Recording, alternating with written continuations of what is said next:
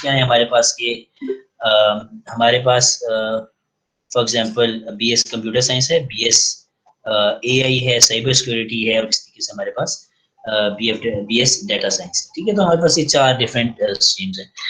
Let's assume कि हमारी जो स्कूल ऑफ कंप्यूटिंग है, हम लोगों ने एक ही बड़ी सी लिस्ट बनाई हुई एनरोलमेंट की कि इस स्कूल में कितने स्टूडेंट्स एनरोल्ड हैं।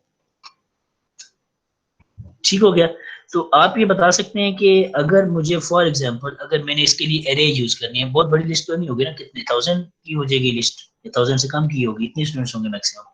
एक बैच की बात कर रहा हूँ, ठीक है। फॉर एग्जांपल आपके बैच की बात की जाए तो आपसे 400-500 लोग थे, तो अगर 400-500 लोग ही हैं, 500 लोग, तो 500 की एरे को बहुत बड़ी एरे नहीं है। We can actually choose an array for this specific type of problem. तो if we have decided to use an array, तो उस केस में हम क्या करेंगे कि हमने कहा ठीक है, हमने सारे स्टूडेंट्स जो एनरोल हुए थे उन्हें हमने रोल नंबर वाइज वहां पे उस एरे के अंदर डाल दिया, विच इज वेरी गुड। लेकिन कोई सबसे पहली चीज, पहला क्वेश्चन, क्या आप लोग इसमें कोई एरर, कोई मसला, एरर तो नहीं, कोई मसला देखते हैं कि एरे तो बन गई, क्या ये एफिशिएंट है या इसको मजीद बेहतर किया जा सकता था किसी तरीके से?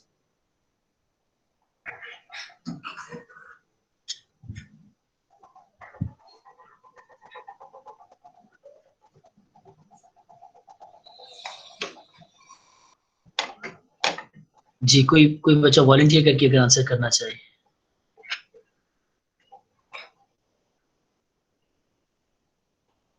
अच्छा काशिफ, मैं ये पूछ रहा था कि हमारे पास 4 डिफरेंट डिग्री प्रोग्राम्स हैं, बीएस लेवल पे ही हमारे पास 4 डिफरेंट स्ट्रीम्स हैं, ठीक है, स्कूल ऑफ कंप्यूटिंग के अंदर ही।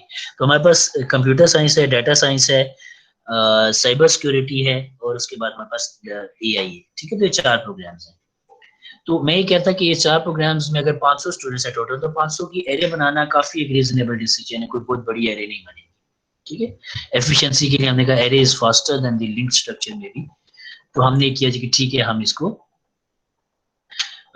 इस तरह से कर लेते हैं कि हम इसको एरे में बना लेते हैं। ठीक है, तो जब हमने एरे में इसको बना लिया, तो इसमें कोई इश्यू नजर आता है? मे भी कहीं पे कोई, हमें बनाना तो ठीक था, लेकिन क्या ये फायदा दे रहे हैं, कहीं पे नुकसान भी दे रहे हैं? कोई एक ऐसा सिनेरियो जिसमें कि हमें लगे कि एरे अपना पर्पस फुलफिल नहीं कर रही, it is not as efficient as it should be. जी महमूद, आपका पॉइंट के डिपार्टमेंट्स मिक्स हो जाएंगे। Anybody else? 500 for students of all department of the school of computing. Kashif, school of computing में जैसे आपके बैच में शायद 500 भी नहीं है, कम लोग हैं। ठीक है, तो क्वेश्चन इज सॉर्टिंग में मसला हो सकता है। सॉर्टिंग करेंगे किस बेस पे, ये नहीं समझ आएगी। रोल नंबर पे करेंगे, किस पे करेंगे? Mahmood again says that we can use a 2D array। ठीक है, one for first dimension could be for the degree discipline, and the second could be the student, ना ऐसे ही कह रहे हैं। तो कंप्यूटर साइंस के लिए शायद ये 300 की होगी, और 300 स्टूडेंट्स होंगे, ऐसे ही। और दूसरे उस केस के लिए तो 2D एरे तो नुकसान नहीं दे रही बहुत ज्यादा महमूद, कि अगर हम चलें डाटा टाइप, उसामा हम कह रहे हैं स्टूडेंट है, ठीक है, स्टूडेंट डाटा टाइप है, उसकी हम एरे बनाने लगे, तो 2D एरे तो बहुत ज्यादा मसला नहीं कर देगी। चूरी किस बात पे हो सकती है? अगर आप डिसिप्लिन की बात करें तो डिसिप्लिन में सीएस एक डिसिप्लिन है, और साइबर सिक्योरिटी दूसरा डिसिप्लिन है, डाटा साइंस तीसरा। ठीक, तो ये जो अगर हमारे पास डिसिप्लिन है, हम इसकी 4 डिसिप्लिन है, तो हम 4 फर्स्ट डायमेंशन का साइज 4 रख दें। ठीक है, और सेकंड डायमेंशन जो है उसका साइज हम रख दें फॉर एग्जांपल कि हमारे पास उस डिसिप्लिन में कितने स्टूडेंट्स हैं, तो जितने सीएस में स्टूडेंट्स हैं इतने बाकी तीनों में तो नहीं है। तो उस तरह से तो बाकी तीनों की जो डायमेंशन है उस पर बहुत ज्यादा स्पेस आया हो जाएगी, तो it is not a good decision, right, 2D array के लिए। अब यहीं से सोचें कि अब 2D एरे बनाना नहीं चाहिए। 2D एरे बनाने में फायदा ये नजर आ रहा था कि हम हर डिसिप्लिन के स्टूडेंट्स को अलग अलग करके देख सकते हैं, लेकिन अगर 2D एरे बनाएंगे तो स्पेस की वेस्टेज बहुत ज्यादा होगी। अब क्या करें? We still have an array जिसके अंदर हम कुछ कर सकते हैं कि शायद वो फास्ट हो जाए।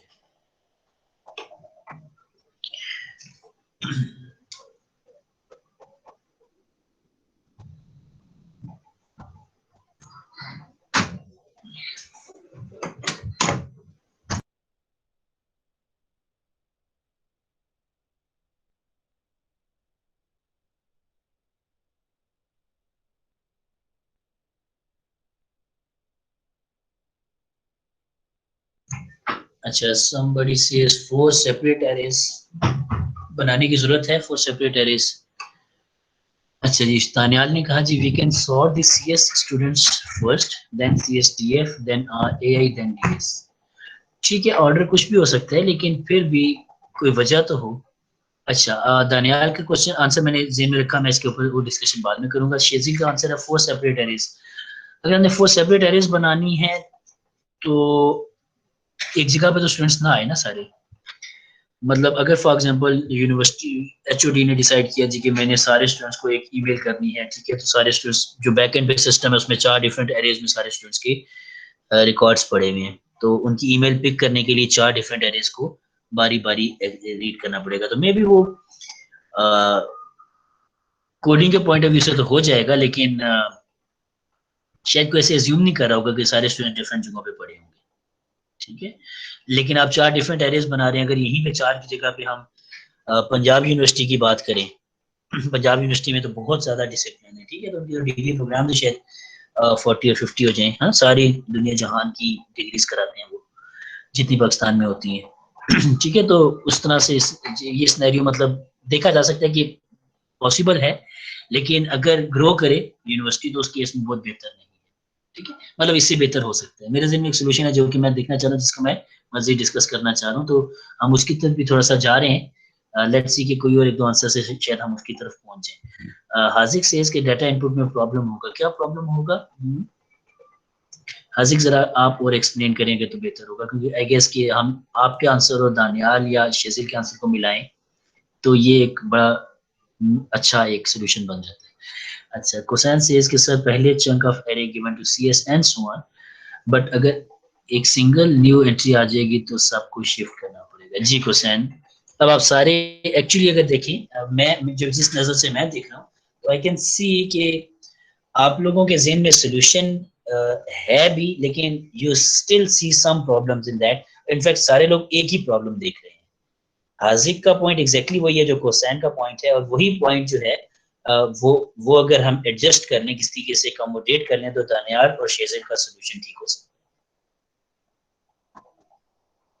ठीक है। तो व्हाट वी हैव इज कि वी हैव वन एरे, ठीक है, जिसके अंदर हमने मे बी दानियाल के पॉइंट के मुताबिक सीएस के स्टूडेंट्स पहले रखे, उसके बाद हमने बाकी तीनों के 1 बाय 1 करके रखे, लेकिन हमने कोशिश ये की कि हर डिसिप्लिन के स्टूडेंट्स साथ साथ पढ़े, बीच में मिक्स ना हो रहा हो। ऐसा ना हो कि पहला स्टूडेंट सीएस का हो तो दूसरा डेटा साइंस का हो तो दूसरा फिर सीएस का हो। रीजन बीइंग कि हमारी बहुत सी क्यूरीज या बहुत सी सर्चिंग इस तरह की होगी कि हमें कोई डेटा साइंस का स्टूडेंट सर्च करना है, तो ऐसा ना हो कि हम एरे में पहले सारे सीएस के स्टूडेंट्स रखे हो तो हम 300 स्टूडेंट्स को चेक करने के बाद डेटा साइंस के स्टूडेंट्स पे पहुंचे। दूसरे वे में ये हो सकता था कि हम अगर फॉर एग्जांपल सीएस को पहले ना रखें, पहले हम डेटा साइंस को रखते हैं, तो हम क्या करें जी कि हमने उस केस में कहा जी कि हम पहले बाकी तीनों डिसिप्लिन रख देते हैं, बाद में हम सीएस रखते हैं। तो क्योंकि सीएस के स्टूडेंट्स ज्यादा हैं, तो ज्यादातर क्यूरीज तो सीएस के स्टूडेंट्स की आ सकती हैं पॉसिबली, तो उस केस में हम पहले जबरदस्ती के बाकी तीनों डिसिप्लिन के स्टूडेंट्स को पास करेंगे, एक एक को चेक करेंगे कि वो स्टूडेंट तो नहीं है, और फिर इवेंचुअली हम सीएस के स्टूडेंट की एटलीस्ट उस रेंज में पहुंचेंगे, फिर वहां पे हमें वो हमारा जो डिजायर्ड स्टूडेंट है वो सर्च मिलेगा, ठीक है। तो एग्जैक्टली हाजिक हम ऐसे ही करना चाह रहे हैं, ठीक है। तो दिस इज द पॉइंट जहां पे मैं आपको लेके जाना चाह रहा था कि हम ऐसा कर सकते थे कि अगर हम अब इशू ये आ रहा था कि अगर हम इस तरीके से डिवाइड कर भी दें तो पहली तो सर्चिंग अभी भी बहुत ज्यादा फास्ट नहीं हुई, ठीक है, अभी भी उसमें थोड़ा सा इशू था। दूसरा पॉइंट ये था कि अगर कोई नया स्टूडेंट आ जाता है, फॉर एग्जांपल सीएस के स्टूडेंट जो है, अच्छा चले सिर्फ इतना सही हो जाए कि एक स्टूडेंट जो पहले किसी और डिपार्टमेंट में था अब वो दूसरे में शिफ्ट होना चाह रहा है, डिपार्टमेंट शिफ्ट की अगर क्यूरी, डिपार्टमेंट मींस की डिसिप्लिन शिफ्ट की क्यूरी आ रही है, उस केस में हमें अपने सारे के सारे उस इंडेक्स उस एलिमेंट को उसकी पोजीशन से मूव करके दूसरे चंक के अंदर लेके जाना पड़ेगा, जिसके केस में हमारी शिफ्टिंग बहुत ज्यादा हो सकती है। although this is not a very frequent operation, लेकिन still this is an operation, और हम इसको ऑप्टिमाइज कर सकते थे किसी तरीके से, हमने नहीं किया जस्ट फॉर द सिंप्लिसिटी कि हमने ज्यादा सोचना नहीं चाहा, and we made a simple solution जिसमें इसको कैटर नहीं किया गया, हालांकि ये कैटर करना बहुत आसान है, ठीक है। Ahmed Bilal says maybe we can include the department code, for example, CSEE, into the roll number and sort the students on first their department and school, then roll number. Ahmad ये चीज तो हम कर ही रहे थे, लेकिन इस चीज को करने के बावजूद हम एक्चुअली सीएस के अंदर ही, सीएस के अंदर 4 डिसिप्लिन हम उनकी बात करें, अगर उनकी भी बात करें तब भी अगर हम सॉर्टिंग कर भी लेते हैं तो प्रॉब्लम वही था कि एक डिपार्टमेंट के, एक डिसिप्लिन के स्टूडेंट्स बहुत ज्यादा हैं, अगर उसके स्टूडेंट्स बहुत ज्यादा हैं और हम फिर ये कर रहे हैं कि उस डिसिप्लिन के स्टूडेंट्स से पास करते हैं जब भी हमने किसी और डिसिप्लिन के स्टूडेंट को सर्च करना होता है तब भी, क्योंकि वो स्टूडेंट सबसे पहले पढ़े हुए हैं रेंज में, सॉर्टेड है ना, तो पहले सारे सीएस के पढ़े हुए हैं, उसके बाद डीएस के और एआई के स्टूडेंट्स है, तो अगर हमने कोई एआई का स्टूडेंट सर्च करना है तो पहले सारे सीएस को सर्च करेंगे, फिर डीएस को सर्च करेंगे, नहीं मिलेगा फिर एआई की बारी आएगी, तो बहुत सी हमारी जो हम ट्रिक यूज कर सकते थे हमने नहीं। ठीक है, तो अब वापस आते हैं हाजिक वाले सोल्यूशन पे कि वी कैन सब डिवाइड द एरे। सब डिवाइड किया का मतलब ये कि हम कहते हैं कि ठीक है जी, हमारे पास सीएस के जो स्टूडेंट्स एग्जैक्टली एनरोल हुए हैं, दीज आर 300 इन नंबर। हम कहते हैं जी कि पहले 350 की एरे जो है ना एलिमेंट्स में, वो हम सीएस को दे देते हैं। 50 का हम एक ब्लॉक एक्स्ट्रा भी डाल दें, 10 का डाल दें चले, लेकिन हमने कुछ स्पेसेस एक्स्ट्रा भी छोड़ दी कि कल को अगर इसमें कुछ और स्टूडेंट्स आना चाहते हैं तो हम उसमें ऐड भी कर देंगे। ऐसा नहीं है कि हमने सीएस की एरे को एग्जॉस्ट ही कर दिया। अच्छा, उसके बाद हमने सीएस के आगे कुछ स्पेस खाली छोड़ दी, फिर उसके बाद हमने कहा जी कि इंडेक्स नंबर 350 से आगे, फॉर एग्जाम्पल 50 स्टूडेंट्स थे डेटा साइंस के, हमने क्या जी कि 350 से 425 तक हमारे डेटा साइंस के स्टूडेंट्स। फिर हमने क्या दिया, अच्छा डेटा साइंस के बाद एआई के स्टूडेंट्स हैं, मे बी 30 स्टूडेंट्स हैं, तो हमने क्या दिया कि ठीक है 425 से 400 एंड मैं 30 ऐड करके उसमें 10 और ऐड करता हूँ तो 40 ऐड कर रहा हूँ, तो 465 तक जो है ये मेरे पास स्टूडेंट आगे एआई के, एंड सो ऑन। इसी तरीके से मैंने साइबर सिक्योरिटी के स्टूडेंट्स को भी थोड़ा सा क्वेश्चन दे के आखिरी इंडेक्स पे स्टोर कर दिया। लेकिन now I have those indices के जहां से एक स्पेसिफिक डिसिप्लिन के स्टूडेंट्स शुरू हो रहे हैं। अगर मुझे ए का स्टूडेंट सर्च करना है तो आई एग्जैक्टली नो कि index number 425 above up till 465 इसमें मुझे एआई के स्टूडेंट्स मिल जाएंगे। तो I will actually search only those indices to find a student of discipline of AI. हमें पूरे सीएस के स्टूडेंट्स में सर्च नहीं करनी, हमें पूरे डीएस के स्टूडेंट्स में भी सर्च नहीं करनी, इनफैक्ट हमने अपनी एरे की लॉजिकल पार्टीशंस कर दी और हम उसमें सर्च कर। ठीक हो गया, और हमने पार्टीशन के आगे थोड़ा सा क्वेश्चन भी रख दिया कि अगर कल को कोई मूवमेंट हो, कोई नए स्टूडेंट्स आए, एक डिसिप्लिन के स्टूडेंट दूसरे डिसिप्लिन में मूव करना चाहें तो भी हमारे पास स्पेस अवेलेबल हो, या मे बी अभी हम दिस ग्रो ही कर रहे हैं। And we have decided when we were actually admitting students, we decided that we will have around 400 students for CS. So we started adding students to the list, to the array from index 0. And we actually kept 400, in fact, if we have decided for 450 students, we kept 450 indices empty at the start of the array, and then from index 450 plus 1, from this index we started to add students of other departments, right? So in this way what we have achieved is that we have divided our array into multiple ranges, and now our search and other operations are more efficient than the simple naive usage of array. Okay, instead of sorting we have actually partitioned our array into multiple segments. Okay, so this is how we can actually use an array. और आप लोगों ने खुद ये solution device किया, array ने कहीं आपको नहीं कहा था कि आप ऐसा नहीं कर सकते। एरे ने कभी नहीं कहा कि you can not have partitions inside an array. Array ने ऐसा कभी भी नहीं कहा कि आप एरे को लेफ्ट से राइट ग्रो करें या राइट से लेफ्ट ग्रो करें। व्हाट यू नो इज कि array says, in fact all the implementation और many implementations in the high level languages of this abstract data type, they say कि index 0 is the first element, लेकिन आपको अगर इसे partition करना तो आप ये कह सकते हैं हर पार्टीशन का पहला इंडेक्स जो है वो उस पार्टीशन का पहला एलिमेंट है। अब उस पार्टीशन के अंदर भी आप सॉर्टिंग अपनी चला सकते हैं जो कि उस डिसिप्लिन के या उस पार्टीशन के स्टूडेंट्स को फर्दर सॉर्ट कर दे। लेकिन अब आपका जो एक ही एरे है जो कि बहुत एफिशिएंटली सारी चीजों को मैनेज कर रही है, और आप इसमें कंबाइंड सारे स्टूडेंट्स को भी रख रहे हैं कि अगर सबके ऊपर एक ही ऑपरेशन करना हो तो वो भी आपको डायरेक्टली मिल जाए। जी, तो फाइज मेथड ये था कि आपके पास जो may be if I can just switch on the camera and show you the whiteboard white board का थोड़ा सा पोर्शन आप लोगों को नजर आ रहा है, राइट? ठीक है जी, तो मैं सिर्फ ये कहना चाह रहा हूँ कि आपके पास एक बड़ी सी एरे थी, ये एरे सबको नजर आ रही है बड़ी सी। अब इस एरे के अंदर आपने कह दी थी कि मैंने ऑलरेडी पार्टीशंस डिवाइड कर दी है। ये जो पार्टीशन है ये शायद इंडेक्स नंबर 0 से 450 तक है। मैं इंडेक्स नंबर लिख रहा हूँ, एड्रेसेस नहीं लिख रहा। और उसके बाद ये सारे के सारे सीएस के स्टूडेंट्स, ठीक है जी। उसके बाद मैंने कह दिया कि यहाँ से ऑनवर्ड्स जो है ये आपके एआई के स्टूडेंट्स होंगे। उसके बाद ये जो तीसरी पार्टीशन है इसके अंदर आपके डीएस के स्टूडेंट्स होंगे, और ये जो आखिरी है इसके अंदर आपके पास साइबर सिक्योरिटी के स्टूडेंट्स होंगे।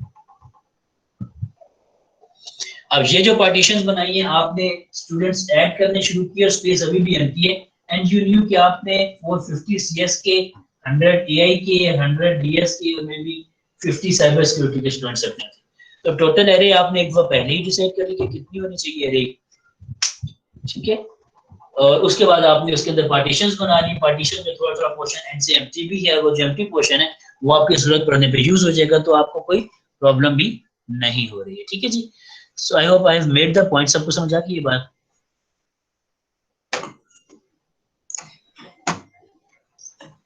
फैज आपको समझ आ गई है?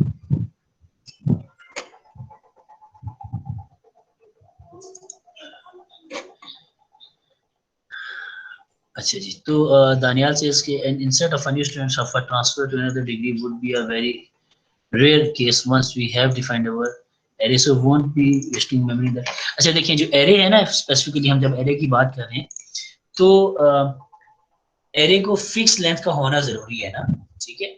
तो बेशक रेयर ऑपरेशन है, लेकिन अगर ये कभी हो गया तो ऐसा ना हो कि हमारी एरे की जो फिक्स लेंथ है वही हमें नुकसान देना शुरू कर दे। ऐसा ना हो कि हमें सारी की सारी एरे दोबारा से डीएलोकेट करके दोबारा बनानी पड़े।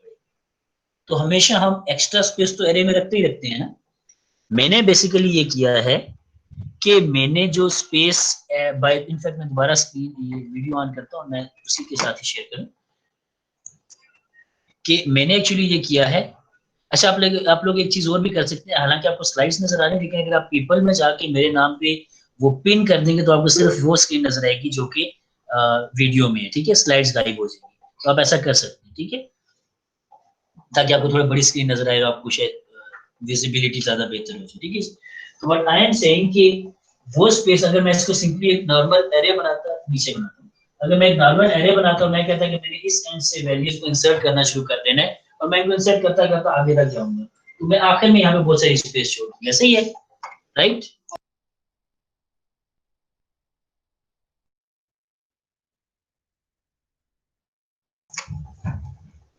ठीक है, तो अगर मैं यहाँ से भी फिल करना शुरू करता तो सीएस के स्टूडेंट्स आते पहले, फिर उसके बाद इसके ए के स्टूडेंट्स आते, फिर डीएस के आते, फिर साइबर सिक्योरिटी के आते, एंड पे स्पेस बच जाती सिर्फ इस काम के लिए कि अगर कल को यूनिवर्सिटी में कोई नए स्टूडेंट्स ट्रांसफर होकर आ जाते हैं किसी वजह से, तो मैं उनको ऐड करूंगा। मैं ये नहीं चाह रहा कि जब भी, अगर फॉर एग्जांपल मेरे पास अभी 550 स्टूडेंट्स हैं, कल को अगर 550 की जगह 2 स्टूडेंट्स और आ जाते हैं कहीं से, क्योंकि ट्रांसफर बहुत कॉमन ऑपरेशन है, हर सेमेस्टर के एंड पे होता है, ये सेमेस्टर के एंड पे होता है, लेकिन है कॉमन ऑपरेशन है।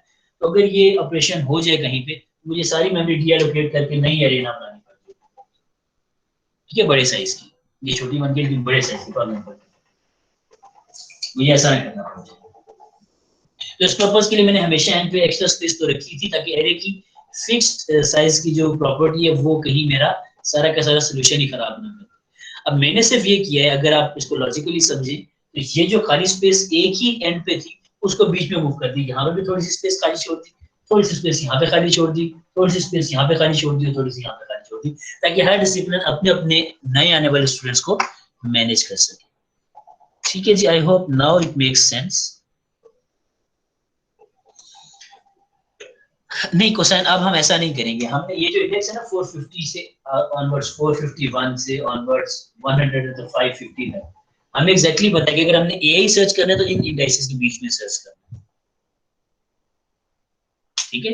अगर हमने डीएस सर्च करना है तो हमने 550 से ऑनवर्ड्स 650 तक सर्च करना है, 551 से 650 तक। और अगर हमें साइबर सिक्योरिटी के स्टूडेंट्स को सर्च करना है तो हमने 651 से 700 तक सर्च करना है, हमने इसके अलावा सर्च नहीं करना। मे बी हमने सॉर्टिंग भी सिर्फ उसी रेंज के अंदर करनी है, अगर हमें सीएस को सॉर्ट करना है तो हम सिर्फ इंडेक्स 0 से लेकर 450 के बीच में सॉर्टिंग ऑपरेशन चले, आगे वाले इंडेक्सेस को ना छेड़े हमने, ठीक है, तो ऐसा हो सकता है ना कि सीएस के स्टूडेंट्स के रोल नंबर और ए के स्टूडेंट्स के रोल नंबर आपस में बीच में मिक्स होते हैं, रोल नंबर 1 सीएस का और रोल नंबर 2 एआई का, ऐसा पॉसिबल है?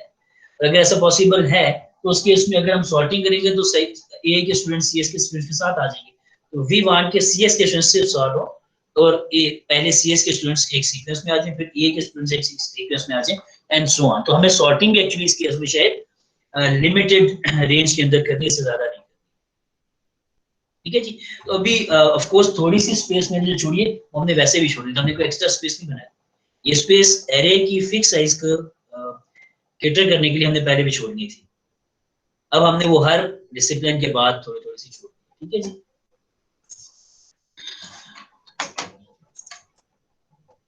अच्छा जी, तो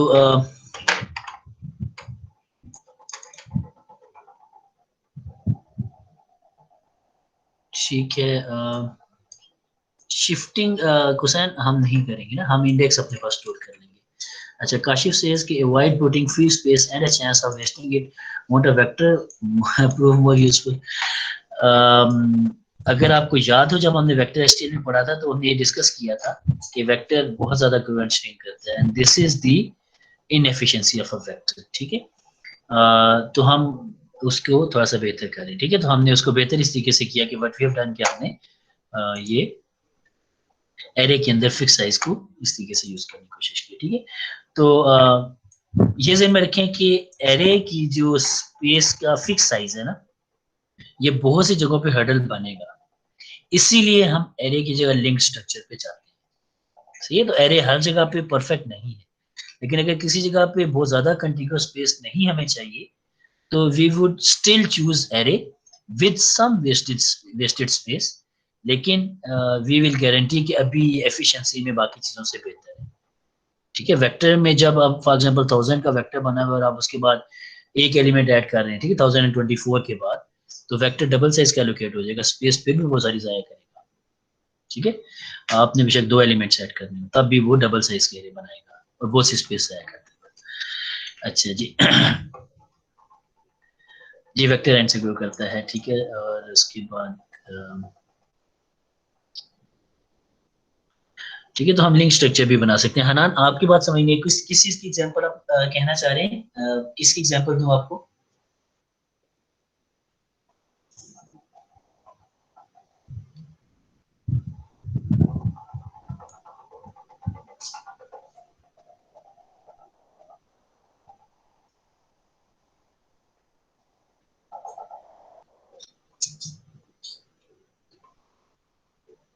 अच्छा, मैंने partitions of array is not efficient कहा तो नहीं है, मैंने अभी तक ये कहा है कि जो एरेज हम यूज कर रहे थे उस एरेज में पार्टीशन बनाना इस तरह के सिनेरियो में जहां पे हमारे डाटा के टाइप डिफरेंट है काफी यूजफुल होगा, इंस्टेड ऑफ कि हम सारे डाटा को मिक्स करें और बाद में ऑपरेशंस करें, सर्चिंग की वो ज्यादा करें, उससे बेहतर ये है कि डाटा की पार्टीशंस बना लें, उन पार्टीशंस के ऊपर आप अपने ऑपरेशंस परफॉर्म करें, तो आपका डाटा एक ऐसे मैनर में रहेगा कि जिसको आप टू दी पॉइंट एक्सेस करेंगे, टू दी पॉइंट यानी कि अब ये डायरेक्ट एक्सेस को मैंने मीनिंग ही डिफाइन कर दी है, रीडिफाइन कर दी है।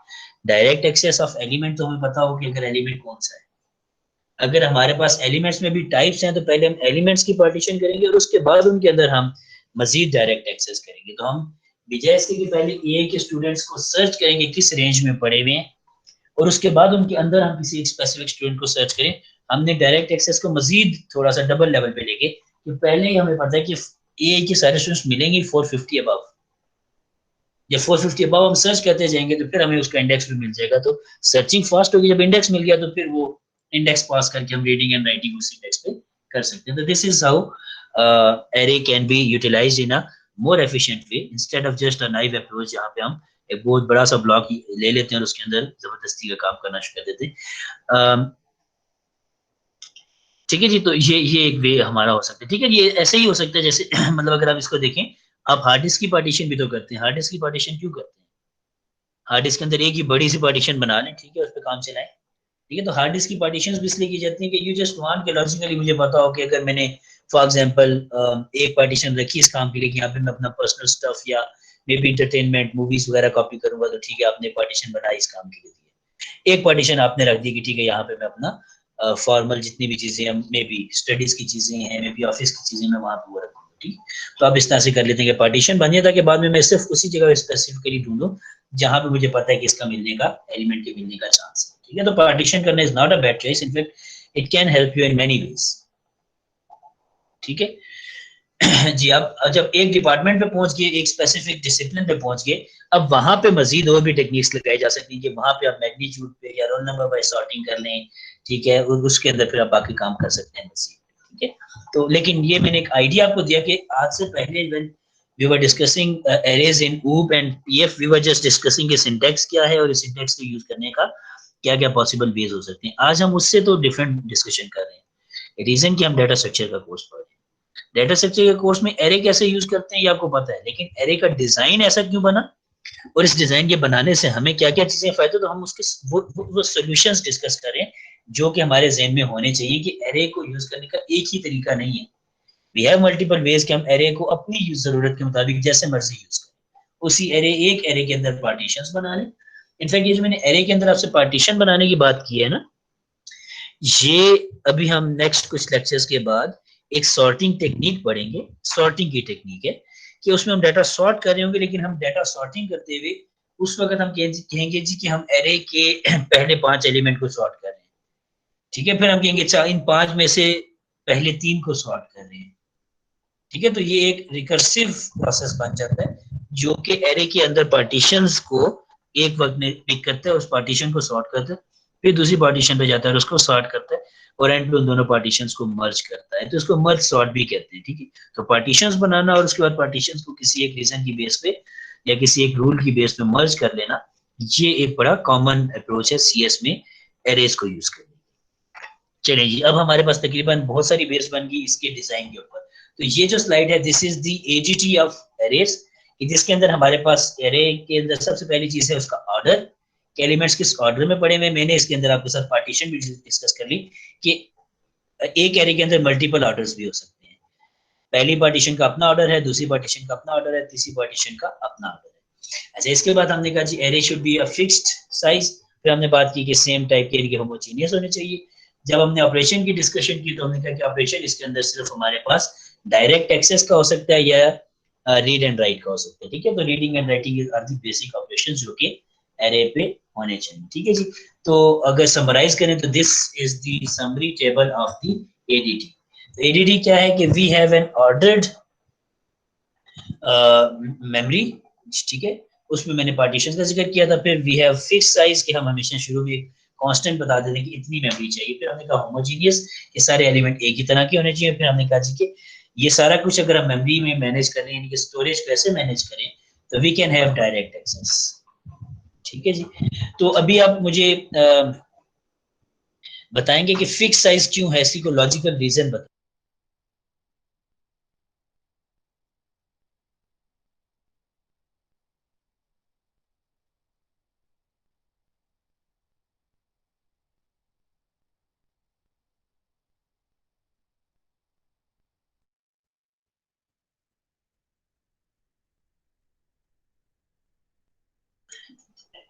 फिक्स साइज क्यों करेंगे जी, फिक्स साइज क्यों, लॉजिकल रीजन बताएं, हमने फिक्स साइज ही क्यों किया था। मतलब ये ADT में ऐड कर दिया, इसका मतलब दुनिया में जितनी भी लैंग्वेजेस बनेंगी लैंग्वेजेस में जब भी कोई एरे इंप्लीमेंट होगी तो it should be a fix size array. जी एग्जैक्टली, हासिक आपने बिल्कुल ठीक टू द पॉइंट आंसर किया कि रैम के अंदर अनलिमिटेड कंटिगुअस स्पेस नहीं मिल सकती आपको। ठीक है जी, तो आपको हमेशा एक फिक्स साइज ही देना है, उस साइज के अंदर ही आपने डाटा को मैनेज करना है। तो आपका फिक्स साइज होना आपको फायदा दे रहा है कि आपका आप ऐसा नहीं हो सकते अनलिमिटेड कंटिन्यूअस स्पेस ले लें। ठीक है, उसका फायदा एक और ये भी है कि जब वो स्पेस नहीं होगी तो आपको कंपाइलर डायरेक्टली बता सकते हैं कि स्पेस नहीं है और आपका प्रोग्राम रन नहीं हो सकता। अच्छा, उसके बाद होमोजीनियस की क्या रीजन है, कोई इस पे बता सकता हो कि होमोजीनियस करना लॉजिकली क्यों जरूरी है।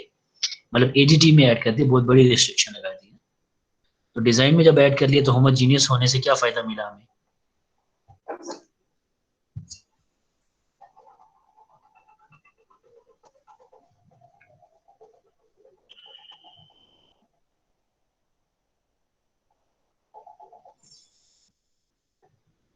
ठीक है शेजिल, मजीद एक्सप्लेन करें इसको। ये आपने बात ठीक बोली है, लेकिन this is the starting point. ये तो सिर्फ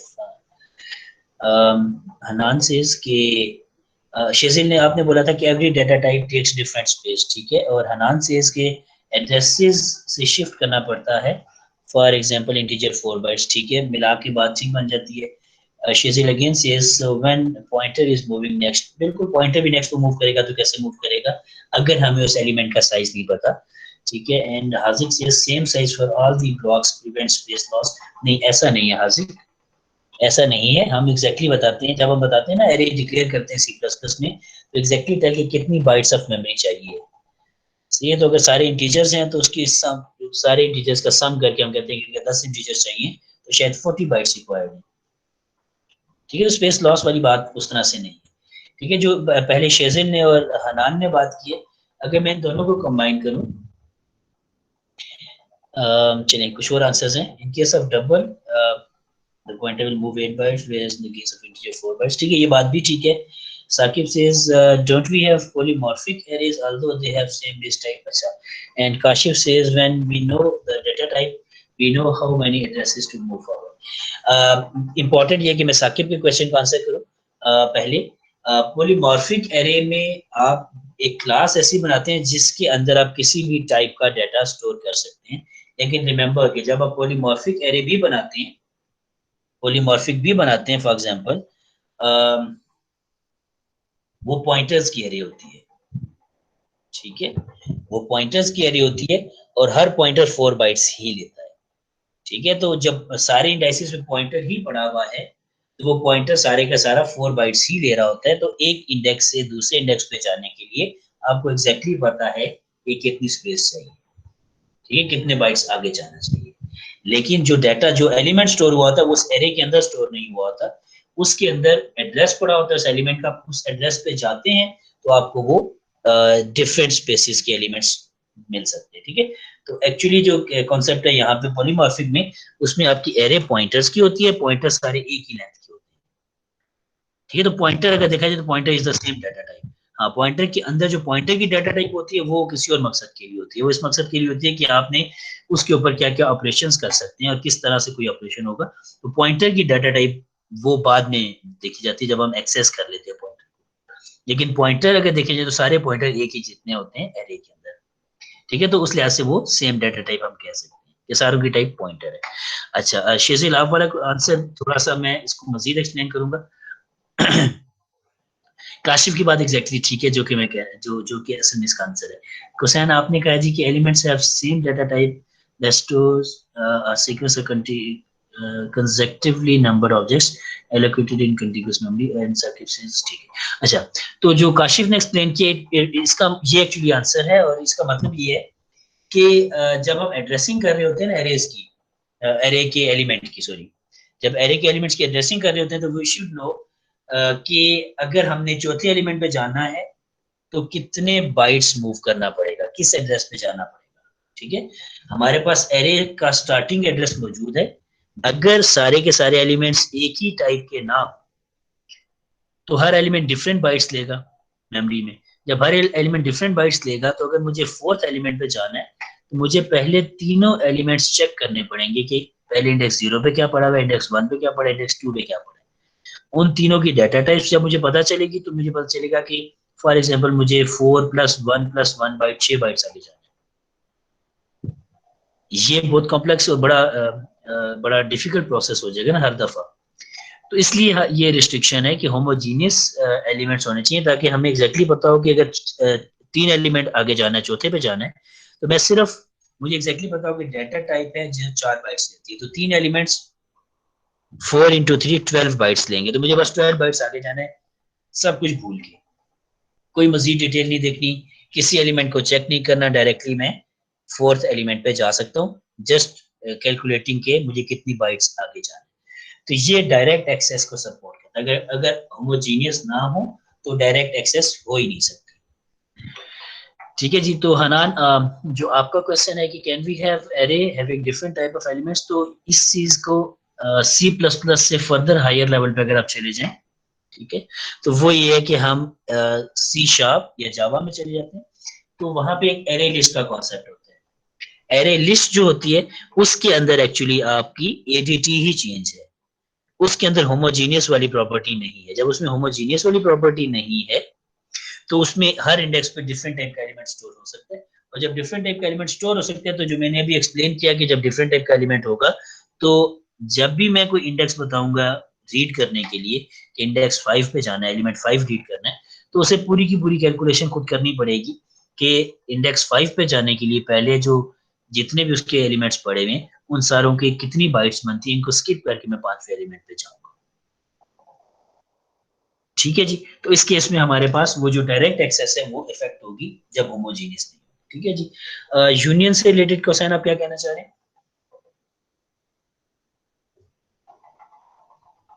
सी प्लस प्लस की यूनियन की बात करें ना आप। क्वेश्चन जो यूनियन का कॉन्सेप्ट एक्चुअली उसकी एडीटी ये नहीं है ना कि वो होमोजीनियस हो। ठीक है, पहली बात तो ये ध्यान रखिए। ठीक है, और दूसरी यूनियन जो है वो तो आपको सिर्फ ये बता रहा होता है ना कि इन पॉसिबल वैल्यूज में से कौन सी वैल्यू रख सकते हैं। ठीक है, तो इस लिहाज से एजीटी में यूनियन और एरे डिफरेंट है। ठीक है, तो एरे के अंदर हम होमोजीनिटी इसलिए ऐड करते हैं कि डायरेक्ट एक्सेस हमें मिल जाए। ठीक है जी। ओके जी, नाउ लेट्स मूव। एडीटी सबको बड़ी क्लियर समझ आ गई, और इसकी एडीटी में हर एक पॉइंट के होने की वजह भी समझ आ गई कि क्यों ऑर्डर्ड एडीटी का पार्ट है, क्यों फिक्स साइज एडीटी का पार्ट है, क्यों होमोजीनियस एडीटी का पार्ट है, और क्यों direct access is the only operation जो कि एडीटी में डाला गया। बाकी सारे ऑपरेशंस आप अपनी मर्जी से डालने चाहे ना डालें, लेकिन ये चार चीजें हर एरे के अंदर होनी चाहिए। ठीक है, तो कुछ ये चीजें मैं एक्सप्लेन कर चुका, इनफैक्ट बहुत डिटेल में एक्सप्लेन हो गई। अब हम आगे चलते हैं। अब ये समरी, अब ये इनफैक्ट रिवीजन है, और ये आपको पहले भी आती है चीजें, तो I not spend too much time on it.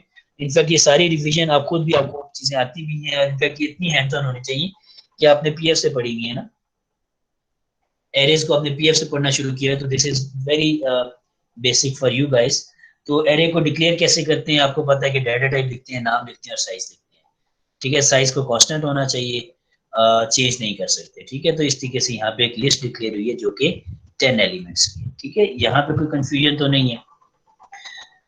चलिए यहाँ से आगे चलते हैं। तो ये जो एलिमेंट हमने बनाए थे 10 एलिमेंट्स, ये अब ये पिक्चर में राइट साइड पे बॉटम पे नजर आ रहे हैं। 10 एलिमेंट्स कंटीग्यूअस स्पेस एलोकेट होगी रैम के अंदर। ठीक है, अब हम इंप्लीमेंटेशन देख रहे हैं सी प्लस प्लस के अंदर। ठीक है, अब हम डाटा स्ट्रक्चर देख रहे हैं सी प्लस प्लस के अंदर।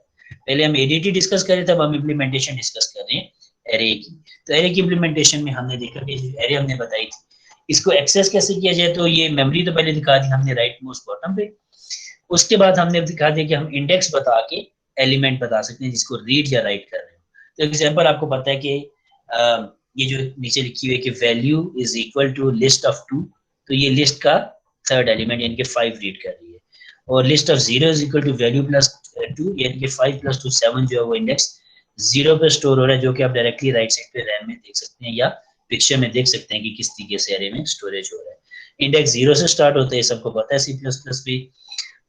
लेकिन 0 से स्टोर ना होने में कोई लॉजिक है? कोई बंदा ये एक्सप्लेन कर दे।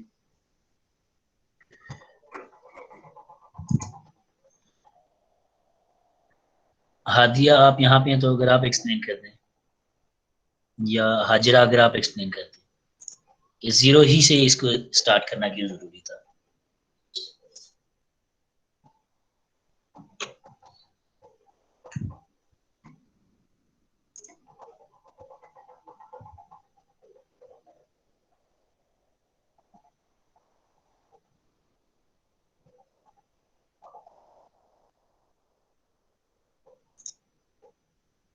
हाजिरा या हादिया?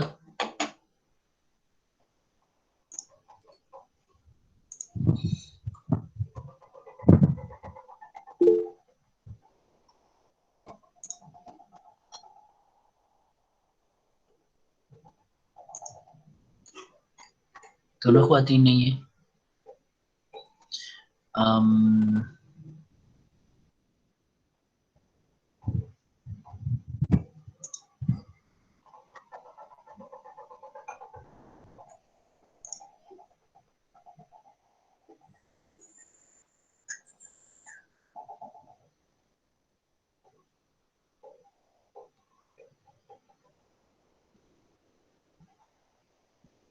जी फाकिया आप बता सकती हैं, फाकिया नदीम।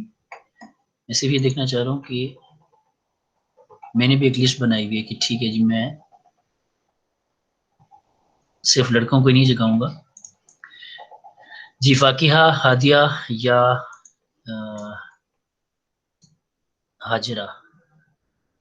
इस वक्त मेरे ख्याल है सिर्फ 3 गर्ल्स हैं, तो आप तीनों में से कोई बताएं।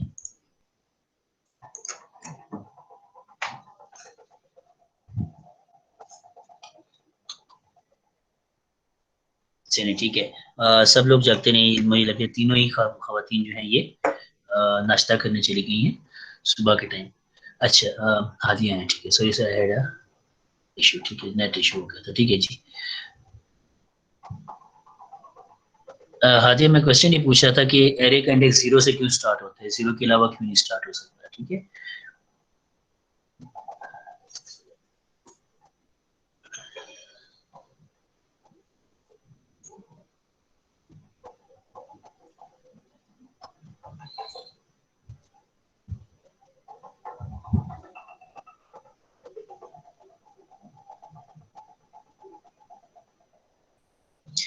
ठीक है जी, तो ओवरऑल बाकी लोगों ने भी बिल्कुल ठीक आंसर किया है, स्टार्टिंग फ्रॉम शेजिल। शेजिल ने भी कहा कि स्टार्टिंग एड्रेस जो होता है उससे आगे कितने बाइट्स जाना है पहले एलिमेंट के लिए, तो 0 बाइट्स आगे जाना है, ठीक है। तो हमारा इंडेक्स फिर उस जैसे होता है ना कैलकुलेशन में डायरेक्टली यूज हो सकता है, ठीक है। काशिफ ने भी एग्जैक्टली ये बात की, points to the first memory address, तो first element first memory address पे होता है, तो अगर हमने फर्स्ट एलिमेंट पे ही जाना है तो हम 0 इंडेक्स ऐड करेंगे। लेकिन जब फर्स्ट एलिमेंट जब हम सेकंड एलिमेंट पे जाएंगे तो हम कितने एलिमेंट्स आगे जाना चाह रहे हैं, तो हर एलिमेंट की बाइट्स जो है वो हम ऐड अप करेंगे। तो अगर एक एलिमेंट आगे जाना है तो 1 मल्टीप्लाइड बाय एलिमेंट साइज, ठीक है। और अगर हमने दूसरे एलिमेंट मतलब सेकंड इंडेक्स पे जाना है, इंडेक्स 2 पे जाना है, तो 2 एलिमेंट स्किप करने हैं ना, तो 2 हमारे पास इंडेक्स में खुद भी लिखा हुआ है, तो 2 multiplied by bytes of 1 element. तो अगर इंटीजर्स हैं तो अगर तीसरे एलिमेंट पे जाने हैं तो 2 इंटीजर्स स्किप करने हैं, तो 2 मल्टीप्लाइड बाय 4, ठीक है। तो वो 8 बाइट्स डायरेक्टली हमें मिल जाते हैं, ठीक है। तो दिस इज वेरी सिंपल। तो इसीलिए एरे ये इम्प्लीमेंटेशन से ज्यादा एफिशिएंट है, जो कि सी प्लस प्लस में की गई कि 0 इंडेक्स से स्टार्ट होना चाहिए, ठीक है जी। तो शेजिल ने ठीक आंसर किया था, क्वेश्चन नंबर डिटेल और बिल्कुल ठीक आंसर किया। This means that the index is used as an offset, ठीक है। तो ऑफसेट डायरेक्टली, ऑफसेट बेसिकली तो एग्जैक्ट इंडेक्स नहीं बनेगा, लेकिन it is used in the calculation of the offset, ठीक है। ऑफसेट मींस कि एग्जैक्टली कितनी बाइट्स आगे जाना है। तो अगर मुझे इंडेक्स पता हो और इंडेक्स 0 से स्टार्ट हो रहे हो, तो मैं डायरेक्टली इंडेक्स को यूज कर सकता हूँ multiplied by size of bytes of 1 element, तो मैं उस बाइट पे पहुंच जाऊंगा, उस एड्रेस पे पहुंच जाऊंगा जहां पे मेरा रिक्वायर्ड एलिमेंट पड़ा हुआ है, ठीक है जी। जी Fakiya, so index will be equivalent to offset, not exactly equivalent to offset. Index जो मैंने अभी बात की थी इनफैक्ट, कि index is equal to, index को अगर हम यूज करेंगे तो हम ऑफसेट बनाने के लिए इंडेक्स को यूज करेंगे। ऑफसेट का मतलब ये है कि एरे के स्टार्टिंग एड्रेस से कितनी बाइट्स आगे जाना है, ठीक है। तो बाइट्स तो मुझे पता चलेंगी जब मैं एग्जैक्टली निकालूंगा कि 2 एलिमेंट स्किप करने में कितनी बाइट्स लगती हैं, और 2 एलिमेंट स्किप करने में जो बाइट्स लगती हैं वो पता चलेगी कि अगर मेरे पास थर्ड एलिमेंट पे जाने के लिए इंडेक्स नंबर 2 लिखा हो, तो मैं करूंगा 2 multiplied by size of integer, या 2 multiplied by size of a character. तो अगर इंटीजर्स हैं तो 2 इंटू 4 होगा, तो 8 बाइट स्किप करके मैं तीसरे एलिमेंट पे चला जाऊंगा, ठीक है। तो सी प्लस प्लस और सी इनफैक्ट सारी लैंग्वेजेस में ऐसे ही चल रहा है, 0 से ही स्टार्ट होता है, ठीक है। 1 पे, 1 से कहीं पे स्टार्ट नहीं होता, ठीक है। लेकिन कहीं कहीं पे पाइथन के अंदर कुछ ऑपरेशंस में वो इस तरह से कर लेते हैं, ठीक है। हाँ ठीक है, उसमें कभी कभी ऐसे कर लेते हैं कि आप बता देते हैं कि मुझे 0 से नहीं, मुझे 1 से स्टार्ट करनी है, वैल्यू स्टार्ट स्टोर करना, ठीक है। लेकिन any case majority of languages में ये 0 से स्टार्ट होता है, ठीक है। चलिए लेट्स मूव फॉरवर्ड क्योंकि मैं चाह रहा हूँ कि ये जो पार्ट है इनमें से मैं सिर्फ इंपॉर्टेंट पार्ट डिस्कस करूँ, बाकी सिंटेक्स तो आपको सारे आते ही हैं, ठीक है जी। तो एक्सेस करना आपको आता है एरे के अंदर। इधर से आगे चलें अगर हम, तो अब ये है कि एरे को इनिशियलाइज कैसे किया जा सकता है। तो एरे की इनिशियलाइजेशन आपको पता है कि आप जब भी एरे इनिशियलाइजेशन होती है जब कंस्ट्रक्ट हो रही होती है, जब क्रिएट हो रही होती है, जब हमने कंस्ट्रक्टर कॉल करना होता है, तो यहाँ पे हमने ये किया कि इज इक्वल टू के बाद जो करली ब्रेसेस में वैल्यू लिखी है, वैल्यूज की लिस्ट लिखी है, ये इनिशियलाइजर लिस्ट है, तो ये हम एरे के साथ ही प्रोवाइड कर सकते हैं, ठीक है। तो इसमें कुछ बेसिक सी बातें हैं जो कि स्लाइड्स पे लिखी हुई हैं और आप बाद में रीड भी कर सकते हैं, कोई लॉजिकल चीज नहीं जिसको मैं एक्सप्लेन करूँ। You know remember data structure is a logical course, तो ये जो बेसिक चीजें हैं जो कि आपको आती हैं, उनके ऊपर टाइम स्पेंड करने की बजाय हम उस पॉइंट पे डिस्कस करेंगे जहाँ पे कोई कंफ्यूजन है। तो एरे के अंदर हम उतने ही एलिमेंट्स पास करते हैं लिस्ट के अंदर जितने का साइज होता है। अगर हम साइज ना बताएं तो एरे का जितने एलिमेंट लिखे हैं उतना साइज बन जाता है। अगर हम ज्यादा एलिमेंट्स कम एलिमेंट्स पास करें तो बाकी एलिमेंट्स डिफॉल्ट वैल्यू से इनिशियलाइज हो जाते हैं, और अगर हम ज्यादा एलिमेंट्स पास कर दें तो एरर आ जाएगा। लॉजिकली ये सी प्लस प्लस का सिंटैक्स है। उसके बाद हम उसकी एड्रेसिंग पे आ जाते हैं। ठीक है, एरे की एड्रेसिंग इज समवट इंपॉर्टेंट, जिसको हम डिस्कस करना चाहेंगे। आती है, हालांकि आपको ये भी है, we have discussed this in the PF course and you have used it in your as a basic knowledge. ठीक है, तो नथिंग न्यू कि अगर लिस्ट बनाई है हमने 4 एलिमेंट्स की, वेरिएबल का नाम है लिस्ट, तो हमने उसमें 4 इंटीजर्स रखे हैं। तो अगर हम इसको ये मेमोरी देखें तो ये इंडेक्स 1000 से लेकर इंडेक्स 1015 तक जा रही है। ठीक है, तो ये 1015 तक अगर जा रही है तो ये 16 एलिमेंट्स का साइज है। ठीक है, 16 बाइट्स का साइज है। तो 4 इंटीजर्स के लिए 16 बाइट्स ही चाहिए। तो ये रैम का एक पोर्शन है। इसके अंदर पहला एलिमेंट यहाँ पे है, दूसरा एलिमेंट किस एड्रेस पे होगा, कोई बच्चा जल्दी से बता दे, मैं इस पे टाइम नहीं जाया करना सारा। ठीक है, 1004 पे। ठीक है, तो तीसरा एलिमेंट जो है 1008 पे, चौथा एलिमेंट 1012 पे होगा। तो इस तरीके से रैम के अंदर ये बने हुए होंगे। ठीक है जी, एरे जो है वो स्टोर हुई होगी। अच्छा, इसके बाद अगर हम एक्सेस करते हैं तो इसके लिए एड्रेस ट्रांसलेशन होती है। ठीक है, जहां पे हम ऑफसेट का वर्ड यूज करेंगे।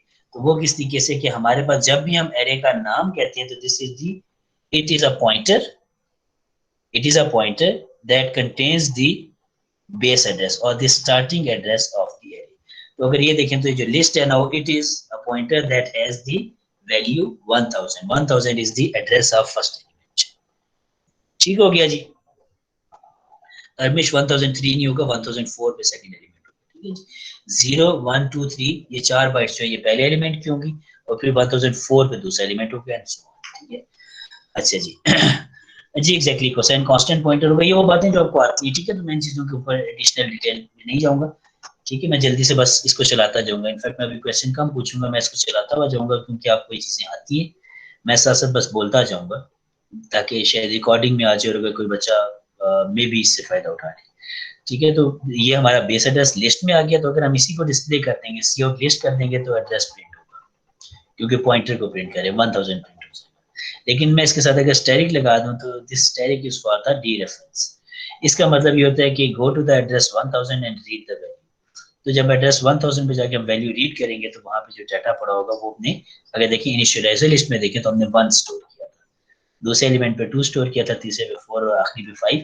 तो यहाँ पे 1 प्रिंट हो जाएगा। ठीक है जी, तो स्टैटिक लगाते हैं जब हम पॉइंटर के थ्रू डाटा को एक्सेस कर रहे होते हैं।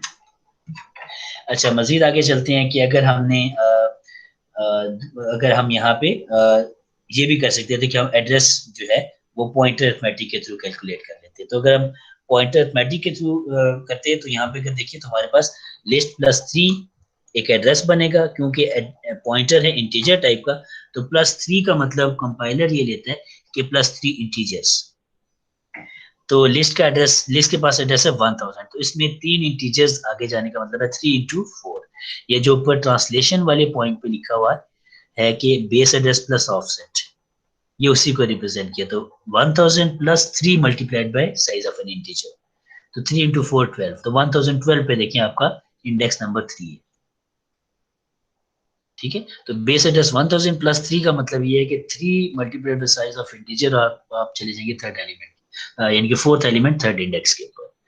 ठीक है, तो जब उसको स्टैटिक लगा के डिस्प्ले किया तो वो एड्रेस को स्टैटिक लगाया तो हमें वैल्यू मिली, तो हमें वैल्यू मिल जाएगी 5। ठीक है, हमने उसमें 5 स्टोर किया था लास्ट टाइम में। यहाँ तक क्लियर है होपफुली।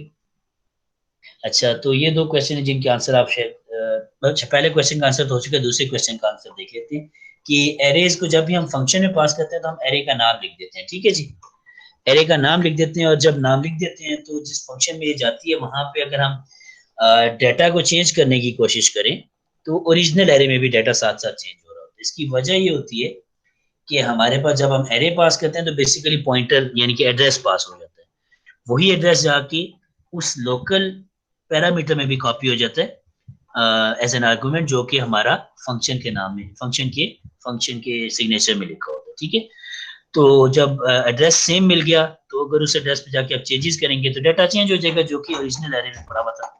ऐसे ही है।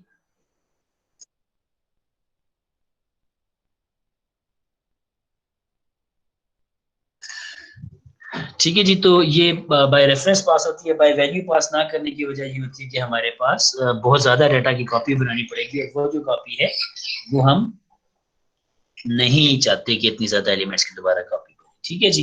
तो हम बाय वैल्यू पास नहीं करना चाहते। तो सी प्लस, इनफैक्ट ये एडीटी में कहीं नहीं लिखा हुआ, ये सी प्लस प्लस की अपनी एफिशिएंसी है कि सी प्लस प्लस ने, ये डेवलपर्स ने ये सोचा कि अगर एक बहुत बड़े डाटा की अरे बनी हुई है कंटीग्यूअस लोकेशन पे, तो हम उसकी कॉपियां ना बनाएं तो ही बेहतर है। हम उसके एड्रेस से पास कर दें। जो सिंटेक्स सी प्लस प्लस में यूज होता है कि हम सिर्फ पॉइंटर लिख देते हैं, एरे का नाम ही लिख देते हैं और वो पास हो जाती है एरे बाय रेफरेंस। ऐसा ही क्यों किया गया? ठीक है। तो ऐसा करने की लॉजिक सिंपल है कि इतनी बड़ी मेमोरी जो है उसकी कॉपीज बनाना अच्छी बात नहीं है, तो हम कॉपीज नहीं बनाते, हम उसको सिर्फ यूज करते हैं। ठीक है जी। ओके, मूविंग फॉरवर्ड, बस इसको कंक्लूड करते हैं। We can also have multi dimensional arrays, यानी कि 2D एरे की यहाँ पे एक एग्जांपल दी हुई है कि we can have multiple n number of students and each student has 4 tests and we want to record the scores of each student in each test. ठीक है। अब असल में ये 2D एरे दिखाने में दिखाई गई है लेकिन अगर आप असल में इसको देखें तो this is still a 1D array. ठीक है। हम वैसे भी इसको इस तरह से बना सकते थे कि हम एक लंबी सी 1D एरे बनाते n/4 की, उसका साइज होता है n मल्टीप्लाइड बाय 4। तो अगर फॉर एग्जाम्पल 5 स्टूडेंट्स हैं तो हम 20 डबल वैल्यूज की एरे बनाते और खुद से अपने जेन में रख लेते, पार्टीशन जेन में रख लेते कि पहली 4 वैल्यू स्टूडेंट नंबर 1 की है, दूसरी 4 वैल्यू स्टूडेंट नंबर 2 की है, तीसरी 4 वैल्यू स्टूडेंट नंबर 3 की है और चौथी 4 वैल्यू स्टूडेंट नंबर 4 की है। तो हम ये कर सकते थे अपने तौर पे, लेकिन हमने नहीं किया। तो ये सी प्लस प्लस ने हमें सिर्फ एक ईज ऑफ कोड या रीडेबिलिटी इंक्रीज करने के लिए ये सिंटेक्स प्रोवाइड किया। ठीक है। असल में सी प्लस प्लस की एडीटी बैकएंड पे एग्जैक्टली वैसे ही चल रही है। तो क्या होता क्या है कि जब हम 2D एरे भी डिक्लेयर करते हैं तो उस 2D एरे के अगेंस्ट भी हमारे पास एक लंबी सी 1D एरे बनती है जो कि इन सारे इंडाइसिस जो है उनके लिए बनती है। लेकिन जब हम सिंटेक्स यूज करते हैं, जैसा कि यहाँ पे लिखा हुआ है, इसको डिक्लेयर कैसे किया हुआ है कि हमने 2 इंडाइसिस बता दी कि फर्स्ट डायमेंशन का क्या साइज होगा, सेकंड डायमेंशन का क्या साइज होगा। बैक एंड पे एरे की एडीटी के मुताबिक इम्प्लीमेंटेशन यही है कि हम करते ये हैं कि हम जो कंपाइलर है वो करता ये है कि इन दोनों इंडाइसिस को मल्टीप्लाई करके देखते हैं कितनी बाइट्स चाहिए। ठीक है। तो जितनी बाइट्स चाहिए उतने बाइट्स का चंक डिक्लेयर कर देते हैं और उसके बाद हम जब एक्सेस भी कर रहे होते हैं तो वो यही ट्रांसलेशन, एड्रेस ट्रांसलेशन कर रहा होता है ताकि हम 1D एरे के उस इंडेक्स पे पहुंचे जहाँ पे यूजर का डिजायर्ड डाटा पड़ा है। तो यहाँ पे 2D एरे के अंदर इनिशियलाइजेशन का सिंटेक्स लिखा हुआ है एंड वी नो के 2D एरे के अंदर या 3D एरे के अंदर या 4D एरे के अंदर हमें हमेशा except for the first dimension बाकी सारी डायमेंशन बतानी मस्ट होती है। फर्स्ट डायमेंशन जैसे कि यहाँ पे एग्जांपल के अंदर स्कोर टेबल के अंदर पहली डायमेंशन एम्प्टी लिखी हुई है, दूसरी डायमेंशन में 4 लिखा हुआ है। ठीक है। ये पहली डायमेंशन से आगे जितनी भी डायमेंशन है उन सबको मेंशन करना जरूरी होता है। रीजन उसकी होती है कि कंपाइलर वांट्स टू नो कि मुझे कितना ब्लॉक एक एलिमेंट के लिए चाहिए और पहली डायमेंशन कह रही है कि कितने एलिमेंट्स होंगे, ये इनिशियलाइजर लिस्ट बता रही है। तो यहाँ पे इनिशियलाइजर लिस्ट बता रही है कि 2 एलिमेंट्स हैं क्योंकि हर जो एक बीच में 1D एरे या 2D एरे के अंदर उसके अराउंड भी हमने करली ब्रेसेस लगाई हुई है। तो वी डिवाइड दी या partition the rows using the curly braces and elements in each row again using the comma। ठीक है। तो कॉमा सेपरेटेड लिस्ट है हमारे पास। पहली रो पे 0.5, 0.6, 0.3 है और दूसरी रो पे 0.6, 0.3, 0.8 है। और अगर आप देखें तो क्योंकि हर रो पे 4 एलिमेंट्स हो सकते थे तो दोनों रोज पे लास्ट एलिमेंट पे डिफॉल्ट वैल्यू पड़ी है जो कि 0, 0 है। ठीक है। मजीद मूविंग फॉरवर्ड के हमारे पास जो इसको एक्सेस करने का या रीड करने का तरीका है वो ये है कि हम अपने दोनों इंडेक्सेस पास करते हैं। तो स्कोर्स ऑफ 2, 1 जो है ये हमें थर्ड एलिमेंट जैसे 0.7 लिखा हुआ है इस पोजीशन पे। ठीक है। ये उसकी बात हो रही है कि इंडेक्स 0 से स्टार्ट हो रहे हैं दोनों साइड पे, रो में भी और कॉलम में भी। और जब हम 2 और 1 पास करते हैं तो वो क्या देता है कि रो का इंडेक्स नंबर 2, ठीक है, यानी कि थर्ड रो, और कॉलम का इंडेक्स नंबर 1 यानी कि सेकंड कॉलम, इसको एक्सेस किया जाए और यहाँ से डाटा रीड किया जाए। ठीक है। कर्ली ब्रेसेस बेटा पुराना सिंटेक्स ही है ना, इसमें कोई नई चीज तो है नहीं। ये कर्ली ब्रेसेस वाली का क्वेश्चन देखने काशिफ कि ये जो आपकी कर्ली ब्रैकेट है, कर्ली ब्रैकेट बेसिकली हम ये एंक्लोज करने के लिए एक डायमेंशन के लिए रखते हैं। तो जैसे 0.5, 0.6 और 0.3 को जब हमने कर्ली ब्रेसेस में डाला तो हमने कंपाइलर को एग्जैक्टली स्पेसिफाई किया कि ये एक रो की वैल्यूज है। फिर उसके बाद हमने दोबारा कॉमा लगाया और दोबारा एक कर्ली ब्रेसेस के अंदर इनक्लोज की 3 और वैल्यूज, तो ये दूसरी रो की वैल्यूज है। और ये दोनों, ये जो एक लिस्ट बन रही थी कर्ली ब्रेसेस की, इसको मजीद कर्ली ब्रेसेस में फिट किया कि पहली डायमेंशन के लिए ये वैल्यूज है। तो पहली डायमेंशन के लिए हमने 2 रोज बता दिए कि हमारे पास 2 रिकॉर्ड्स होंगे और हर रिकॉर्ड के अंदर जो 4 वैल्यूज थी उसकी जगह हमने यहाँ पे 3 वैल्यूज बता दी। ये करने के लिए हमने कर्ली ब्रेसेस लगाई। अगर हम कर्ली ब्रेसेस अंदर वाले डाटा के अराउंड ना लगाते तो होता है कि 0.5, 0.6, 0.3, 0.6 ये 4 वैल्यूज पहली रो को असाइन हो जाती और दूसरी रो को 0.3, 0.8 असाइन होता और 2 वैल्यूज 0 होती। ठीक है, तो हमने स्पेसिफिकली मेंशन करने के लिए कि किस रो में किस इंडेक्स पे क्या वैल्यू जाएगी, उसके लिए हमने क्लैरिटी के लिए कंपाइलर के लिए कर्ली ब्रेसेस लगाए। ठीक है, और ये जरूरी है। अच्छा, तो यहाँ पे उसको रीड करने का तरीका बता दिया कि वैल्यूज को रीड एंड राइट कैसे करते हैं। तो हमें दोनों इंडेक्सेस बताने होते हैं। बैकएंड पे इसकी एड्रेस ट्रांसलेशन हो रही होती है। ठीक है, तो हम उस एड्रेस ट्रांसलेशन पे इंशाल्लाह नेक्स्ट रिकॉर्ड पे जाए, नेक्स्ट लेक्चर में जाएंगे। तो यहाँ पे हम आज का लेक्चर स्टॉप करते हैं। ठीक है, we are already out of time. तो यहाँ पे हम अपना लेक्चर स्टॉप करते हैं। यहाँ से आगे हमने अब 2D एरेज और मल्टी डायमेंशनल एरे की एड्रेस ट्रांसलेशन करनी है, जो कि हम इंशाल्लाह अगले लेक्चर में करेंगे। और इंशाल्लाह अगला लेक्चर हमारा ऑन कैंपस ही होगा। ठीक है, तो होपफुली थिंग्स गो राइट और हम अपने नॉर्मल रूटीन को स्टार्ट कर सकें। ठीक है जी, तो that's it for today. If you have any questions you may ask.